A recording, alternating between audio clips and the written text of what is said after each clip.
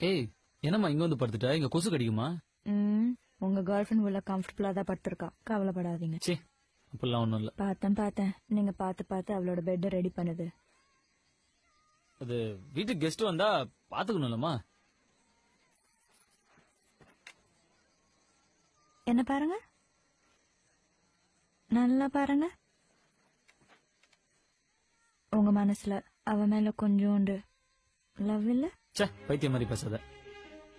இல்லன்னு சொல்லி. நான் உன்னை மட்டும் தாண்டி லவ் பண்றேன். போதும். ஐ லவ் யூ டி. ஐயோ அப்பாபா, ஃபர்ஸ்ட் டைம் கேக்குறேன். நான் இன்னும் உன் வாயில இருந்து அது கூட கேட்கவே இல்லையே. Love you. அடேங்கப்பா, என்ன ரொமான்ஸ்.